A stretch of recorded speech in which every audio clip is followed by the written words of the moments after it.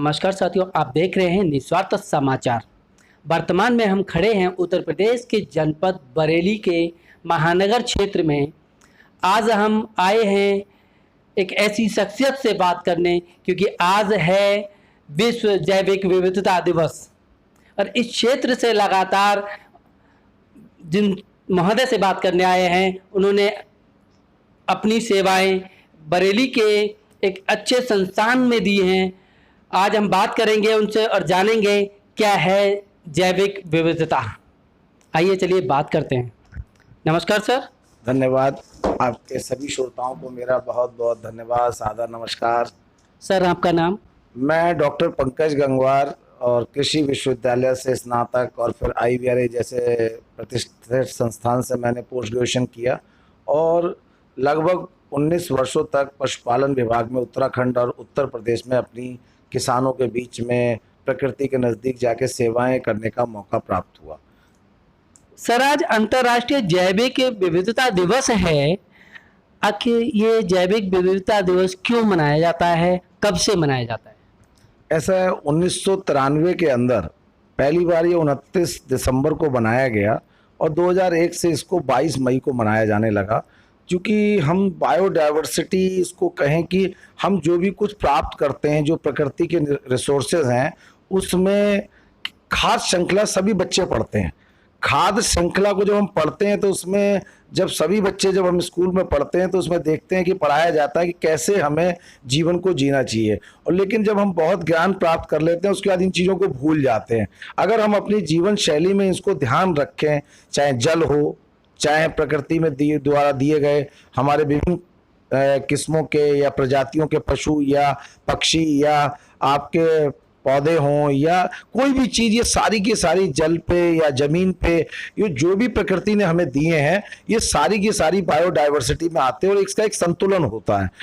उन पे सूक्ष्म जीव भी आते हैं जिनको हम लोग सोचते हैं कि मच्छर है, चाहे उसके कॉकरोच हों, ये सारी बायोडाइवर्सिटी का हिस्सा होते हैं और इसका एक संतुलन होता है, तभी हम अपना स्वस्थ रह सकते हैं और स्वस्थ जीवन जी सकते हैं। इसी को लेकर के जो हमारे यहाँ बहुत सारी प्राकृतिक जो किस्में थी, जिनको बायोडाइवर्सिटी जो हमें मिली थी हजारों करोड़ों वर्षों से, वो धीरे धीरे समाप्त हो रही हैं। और जब इसका चिंतन किया गया USA के द्वारा, यूनाइटेड स्टेट्स के द्वारा, और फिर उसको ये सोचा गया कि जो बहुत सारी प्रजातियां जो विलुप्त हो रही हैं, इसको संरक्षित कैसे किया जाए, उसको लेके कई सारी कानून बनाए गए और इसके ऊपर एक चिंतन शुरू हुआ कि भविष्य की जो भविष्य होगा, फ्यूचर होगा, उसमें कैसे, और इसका एक थीम निकाला जाता है, जिसमें पिछली बार समाधान के ऊपर बात की गई 2021 में।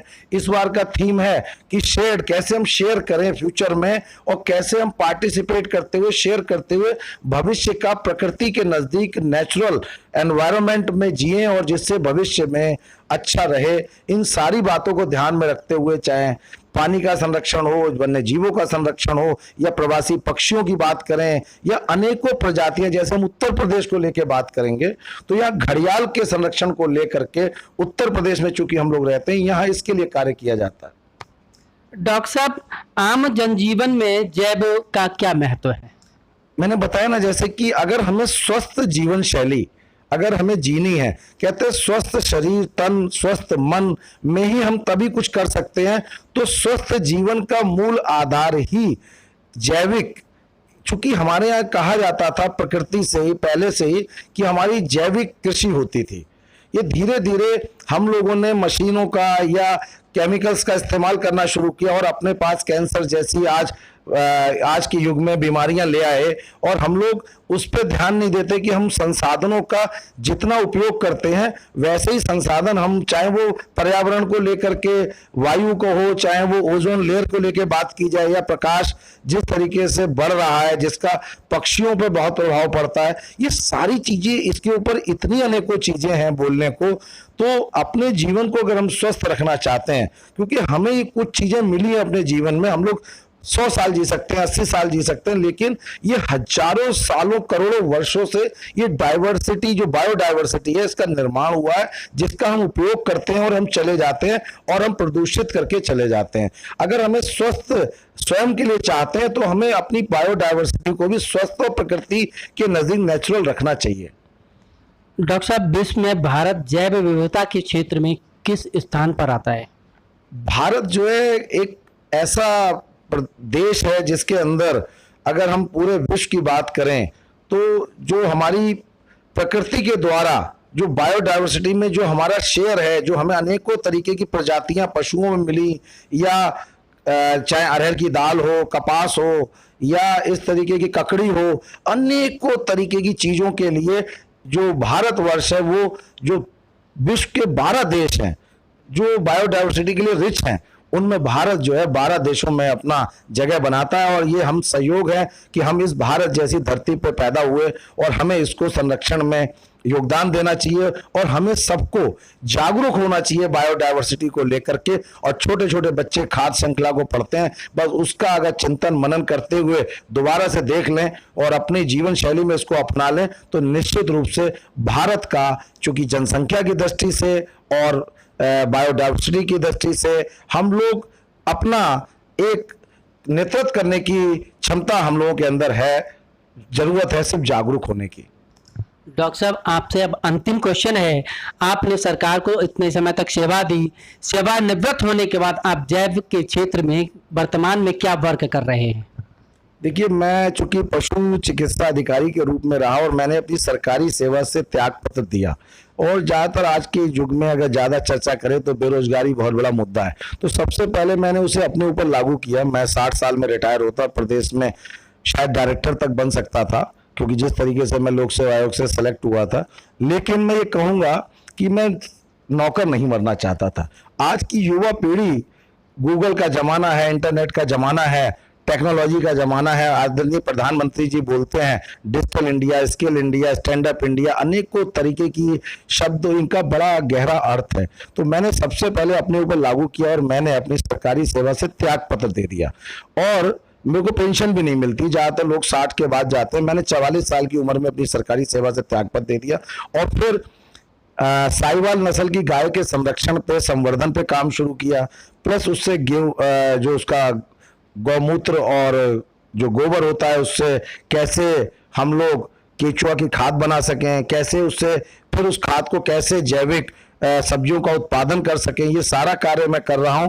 अब उसको अपना और किसानों को जोड़ने के उद्देश्य से किसानांजलि नाम से एक स्टार्टअप शुरू किया, जिसको DIPP रिकॉग्नाइज्ड हुआ, जिसमें हम डिजिटली बैठे बैठे कम समय में, चूंकि एक्सपर्ट्स हमारे कम हैं और जो गैप है किसानों के बीच में, क्योंकि बायोडायवर्सिटी का मुख्य हम तभी इसको सपने को साकार कर सकते हैं, संरक्षित कर सकते हैं, जब मेरा मूल किसान जो है, जो प्रकृति के नजदीक रहता है, वो कौन सी टेक्नोलॉजी का हमें यूज करना है, क्योंकि अनावश्यक रूप से बहुत सारे वो केमिकल्स का यूज कर लेता है अज्ञानता की वजह से। तो हम लोग साइंटिफिक अप्रोच से सिस्टम, प्रोसेस और फार्म के जो प्रोड्यूस हैं उसको फार्म टू फोर्क, खास तौर से लाइव स्टॉक सेक्टर में चूंकि मैं एक्सपर्ट हूं, उसको बनाने का मैंने काम किया। उस प्लेटफॉर्म के जरिए हम किसानों की आर्थिक स्थिति कैसे मजबूत कर सकें और उसमें अडल्ट्रेशन को कैसे चेक करें, खास तौर से फार्म जो प्रोड्यूसर है उससे प्रोडक्ट को कैसे टेक्नोलॉजी के माध्यम से फोर्क तक ट्रेसेबल बना दिया जाए, ट्रैकेबल बना दिया जाए, जिससे कि उपभोक्ता को मिलावट रहित चीजें मिल सकें। इस दिशा में मेरे द्वारा काफी प्रयास किया जा रहा है और बड़ी संख्या में किसान भी इससे जुड़े हुए हैं। नमस्कार, अभी आप देख रहे थे आदरणीय डॉक्टर पंकज गंगवार जी को, जिन्होंने आज जैव विविधता दिवस पर बहुत अच्छा बताया, बहुत अच्छा बोले। जैव आम जन जीवन को लेकर के उन्होंने बात की। वहीं विश्व में भारत उन 12 देशों में है जहां पर प्रकृति ने तरह तरह के अनंत विभिन्न प्रकार के, चाहे वो जीव जंतु हो, पौधे हो या फसल हो, उसको लेकर के डॉक्टर साहब ने हमें अवगत कराया। ऐसे ही आगे बने रहे। मैं भरत सिंह पटेल, निस्वार्थ समाचार।